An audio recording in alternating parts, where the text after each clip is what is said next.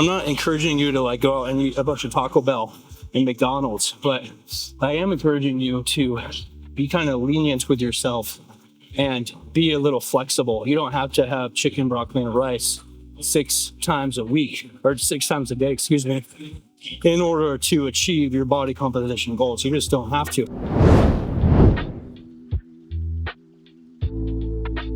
Hey guys, welcome back to Cardio Chats. Today I kind of just wanted to discuss things related to nutrition and supplementation, specifically like how to eat for your goals and what supplements you may want to consider taking if you can't get your diet really locked in. So for starters, we got 3 different macronutrients. We got protein, we got carbs, we got fats, and fats are around 9 calories per gram, whereas carbs and proteins are 4. So that's why like people say like fatty foods will make you gain weight. It's not because they're actually having any impact on you building up adipose tissue. They're just way more calorically dense. So therefore, like 1 tablespoon of olive oil is 120 to 130-ish calories. And that's like a ton for just this little bit of liquid. And that's because that's a healthy fat. That's just a bunch of fats in there. So you have these 3 macronutrients, and each one does a little bit of different things in the body. I'll have to brush up on my nutrition background or my nutrition knowledge, but I kind of have like a basic knowledge of it. And essentially, carbohydrates are what your body is going to utilize first for energy. So they're like a fast-absorbing, fast-acting energy source, whereas fats are a much slower energy source where your body can use that over the course of a very long time. And fats are also made up of cholesterol, which is important for the creation of your hormones, your lipid hormones, specifically like your testosterone, your estrogen, among others. So fats are very important for just kind of like maintaining your body's vigor and vitality, and some long-term energy, whereas carbs can be really important for quick energy. However, I'm sure you guys have heard of like the ketogenic diet and stuff or the carnivore diet, where they actually remove carbs from the diet completely, and your body can still run. It ends up running on fats. That's called that's ketones. So your body basically creates it in the body. So then you can actually, you can actually survive without carbs. So carbs are the one where it's not like super essential, but if you're going to become like a high performance athlete or go to the gym all the time or do cardio all the time, then you're going to want those carbs, or else you're going to have a fucking shitty time, That's why when people are dieting down, their carbs are so much lower, and that's why their energy levels are destroyed, among other things, like they're just not intaking as many nutrients in totality.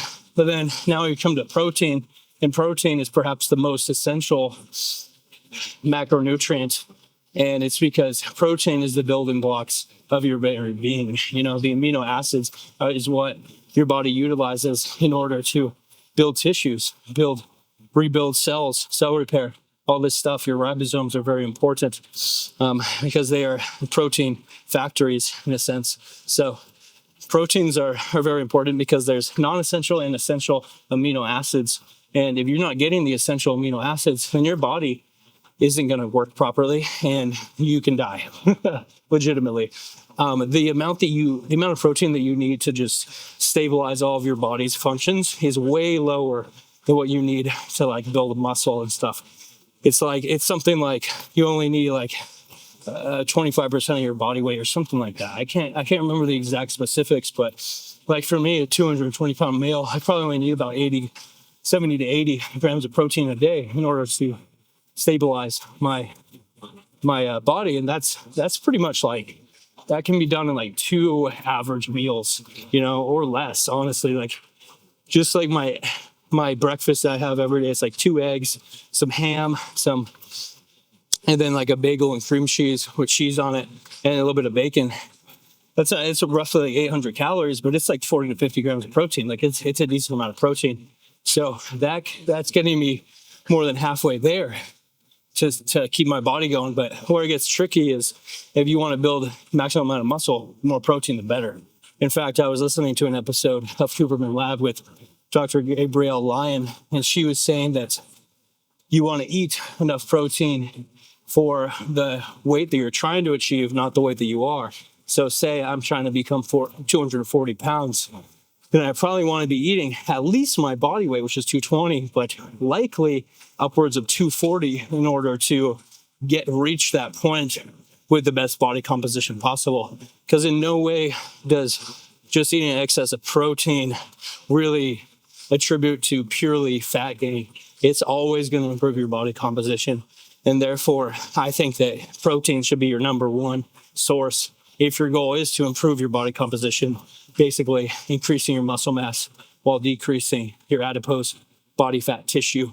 And I think that everybody wants that, because not only are you going to be so much healthier, because muscle is so dang good for our bodies, not only for just movements and preventing injury, but also just to be able to age gracefully. If we're atrophying a bunch of our muscle tissue, then over time, by the time we're in our elderly years, you're going to have a tough problem going up and down those stairs with the groceries. You know what I mean? So it's really important to keep the strength alive. And how do we keep strength alive? We keep the muscle up. So that's why I think that protein is so, so important. If you don't like eating meat or something, do a protein powder. Drink milk. Do something like that.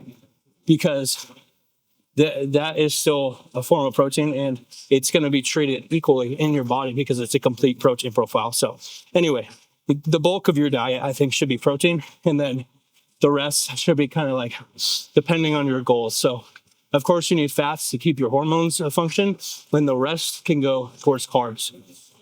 And it kind of depends on what you're doing that day. If you're going to go run a marathon, you should be carbing up the night before, and then before the race as well.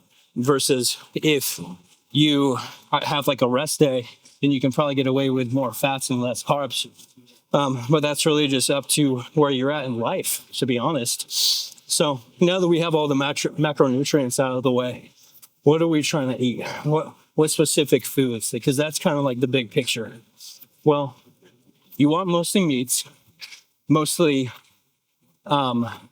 lean meats. Though if you're vegan, then just vegan meat or whatever. I know it's not even real meat, but eggs are a great one because they have so many nutrients in them. Fish is great, has a ton of nutrients. Plus it has nutrients, vitamins, minerals. Plus it has the EPA and DHA that you really want for not only your joints, the synovial, the fluids, but also for your eye health, your skin health, your hair health, all that. That's very, very important. So I personally like to eat around 3 meals a day, and then I have 2 protein shakes thrown in there, usually right after breakfast and then right before bed. So I do eggs. I just explained my breakfast to you. I don't need to explain it again. But then for lunch, it's usually a sandwich of some sort. And then dinner is whatever we're feeling like having. It kind of changes. It could be pasta. It could be, steak and mashed potatoes. It could be a burrito, whatever. I think that the people that are super, super particular about what they're eating, they eat the same thing every single day. While I admire them in some regard, and I wish that I could do that, and maybe one day I will, I like to mix it up from time to time.